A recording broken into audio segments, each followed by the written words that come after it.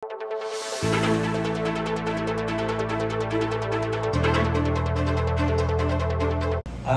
was the actual rainfall normal for the month of February, and if you will note, I have an arrow there showing Pampanga.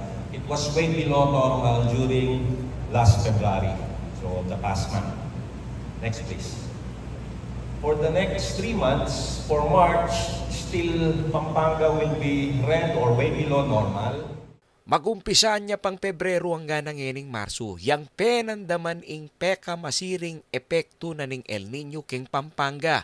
O iniing meging presentasyon ng Engineer Hilton Hernando, ing Chief Hydrologist ning Pampanga River Basin Flood Monitoring Forecasting Center, king meeting na ning Pampanga Provincial Risk Reduction and Management Council, kini Siyudad San Fernando ngening Martes, March 5. Base pa king report ng PDRRMO, kaya be pa karing mituran, king aplit na ning El Nino, ring balen ating Maragula Agricultural Land, kalupa na mo ning Mexico, Minalin, Apalit, Macabebe, Santa Ana, San Luis, Candaba, San Simon at ing balena ning Arayat.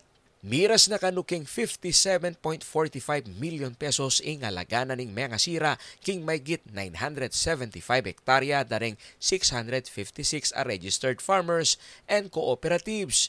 Anya ing Kapitolyo, prioridad kanungeni ing pamandake sa hop karing kabalentamong mi-apektuan king climate phenomenon. Inapruba niya mo naman ning PDRRMC ing alignment na ning 20 million pesos sa pondo para king El Nino Response Programs.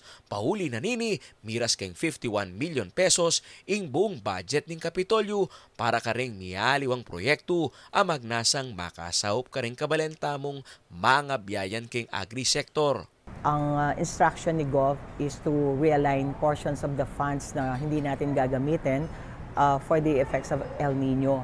So kanina nga, yung food assistance dinagdagan namin kasi kung hindi kikita yung mga farmers natin, we can provide food, no? Kaya be kareng susubong ng programa ing pamamya electric pump para kareng paranum at pesticidyo.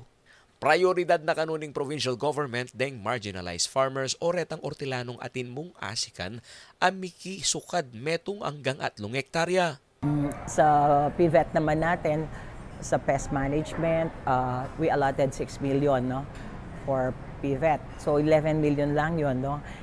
So ngayon, plus additional 20 million, based on the guidelines ng DILG, no, and I also saw the opinion of COA, no, we can provide fuel subsidy, and then yung iba kasi namang mga associations, ang patubigan nila is powered by electricity, so we can subsidize also yung electric bills, no? Basta asosasyon yon, no? And then and other assistance, no, financial assistance pwede din daw para sa ating mga farmers, no? Agpang naman kang Pampanga 3rd District Board Member Attorney Jun Canlas, mure nga suking crop industry, reng pakikonsidera nune ang kiyang reng aliwapang industriya, antimoing aquaculture, poultry at hog industry. Pega na ka na naman Canlas, ang maulagang makarehistro lareni keng LGU bang siguradong midinan lang ayuda. Sa ating mga municipal agriculturists, at magpalista doon, magparehistro, para alam po, if you have standing crops, you have to have that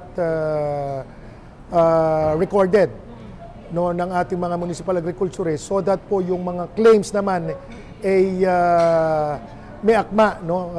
Meron tayong mga pagbabasihan because we have to reckon with the auditing rules ng COA that every centavo that we spend, no, it needs to be justified and covered by appropriate legal basis.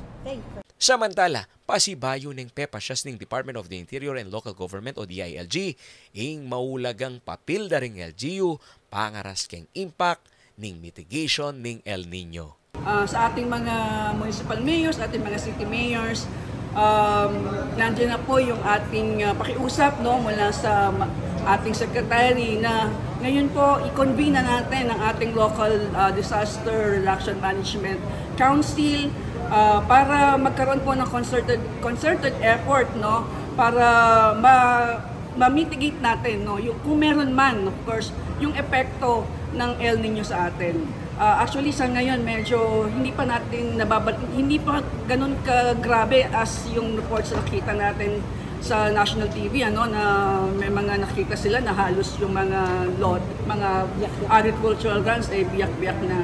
So as of now medyo kinakala pa natin yung reports coming from the mga line agencies na involved directly dito, pero sa atin lang is kinakailangan ma-advise na natin yung ating mga LCEs na maging proactive. Aking kakain talasuyo ay Paulo G. Santos, ating pusong makabalan.